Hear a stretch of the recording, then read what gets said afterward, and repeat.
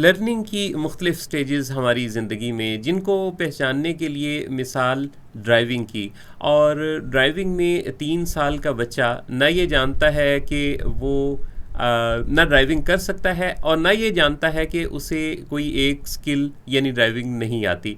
ये स्टेज हुई unconscious incompetence की।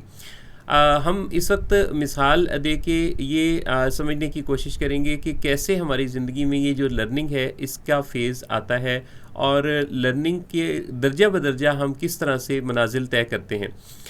अच्छा, ड्राइविंग के इस स्टेज पर जबकि बच्चे को ड्राइविंग का भी नहीं पता और ड्राइविंग आती भी नहीं, इससे थोड़ा बड़ा होकर उसे जब शऊर मिलता है कि ड्राइविंग कोई चीज़ होती है, तो अब ये हो गया स्टेज कॉन्शियस इनकॉम्पिटेंस का। यानी उसे कॉन्शियसनेस तो है कि ड्राइविंग कोई चीज़ होती है, लेकिन वो इनकॉम्पिटेंट है उस स्टेज के बारे में।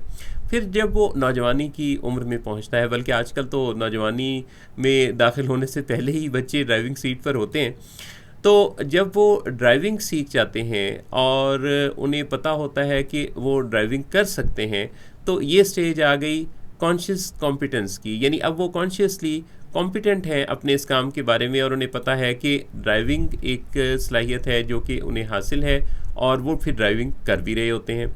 फिर इससे ऊपर का एक दर्जा है जो कि है अनकॉन्शियसली कॉम्पिटेंट होने का। अनकॉन्शियसली कॉम्पिटेंट होने का दर्जा ये है कि जब आप वो काम करने में इस कदर महारत हासिल कर लेते हैं कि उस काम करने के दौरान आप कुछ और भी कर सकते हैं, कोई और आप साथ काम भी कर लेते हैं। जैसे कि आप देखते हैं कि ड्राइविंग सीट पर बैठे हुए लोग फ़ोन भी सुन रहे होते हैं और भी कई एक्टिविटीज़ कर रहे होते हैं। हम अपनी ज़िंदगी में सीखने के इन्हीं दर्जों को अगर पहचाने तो ड्राइविंग की मिसाल को देखते हुए तकरीबन हर काम के बारे में हमारा जो लर्निंग का फ़ेज़ है वो इसी तरह से ग्रो करता है। इसमें आप कुकिंग देख लीजिए, इसमें आप इवन सिंगिंग देख लीजिए, क्रिकेट खेलना, कोई और खेल खेलना या और कोई भी ऐसी सलाहियत हासिल करना शुरू में कॉन्शियस होता है और फिर आहिस्ता आहिस्ता इसकी महारत हासिल करके तो हम अनकॉन्शियस कॉम्पिटेंस के दर्जे पर पहुंचते हैं। अच्छा, ये काम कॉन्शियसली भी होता है और अनकॉन्शियसली भी होता है।